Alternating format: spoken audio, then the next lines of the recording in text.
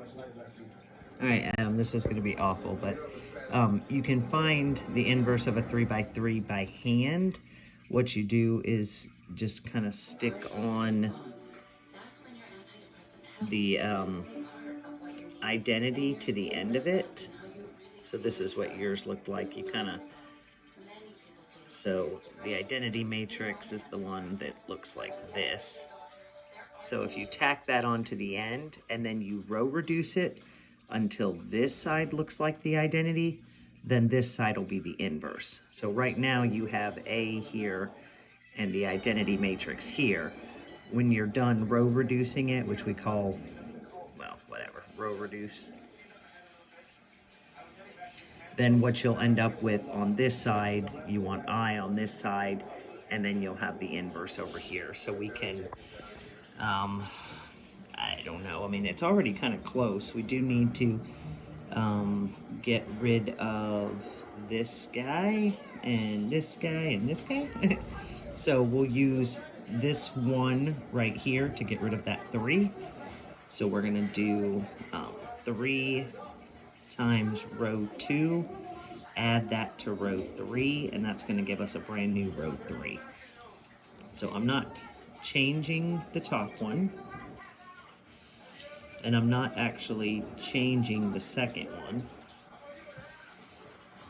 but I'm using that second one, I'm gonna multiply it by 3, so we can just kind of put that over here so we can see what it looks like.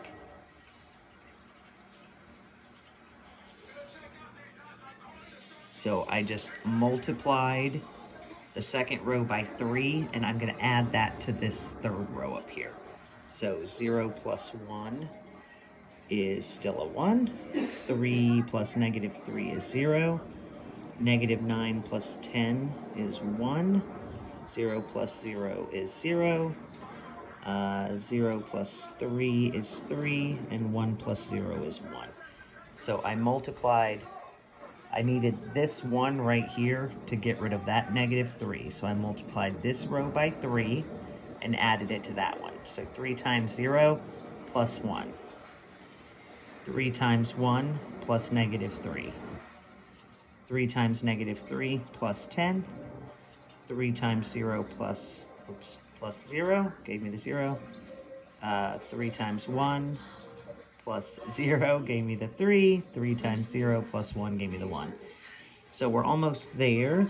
We need to get rid of this one. And, oh, we still need to get rid of that one as well. So, let's see, how about well, let's get rid of this one real quick. So we'll do negative row 1 plus row 3 and get a new row 3. So see, I'm using this 1 to clear out that 1.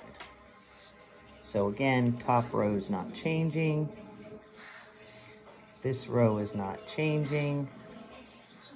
Now the last one, we're doing negative 1 plus 1, negative 0 plus 0, negative 0 plus 1, negative 1 plus 0, negative 0 plus 3, negative 0 plus 1. So we did the opposite of row 1, added it to row 3 to get a new row 3. So now this looks perfect. It looks like the identity. That looks like the identity. But I still got to get rid of this negative 3 here. So I'm going to use that 1 to get rid of that. So we're going to do 3 times row 3 and add that to row 2 to get a new row 2. So this should be our last one. So we're not touching the top. Well, not changing it. Not changing the bottom. Now we're going to do 3 times this and add it to that. So 3 times 0 plus 0. 3 times 0 plus 1. 3 times 1 plus negative 3. Negative 3 plus 0. 9 plus 1. 3 plus 0. So now this is the identity and this is the inverse. So that's doing it by hand. You tack the identity onto the end of it and then start row reducing until the first part is the identity. Whatever the second part is, that will be your inverse.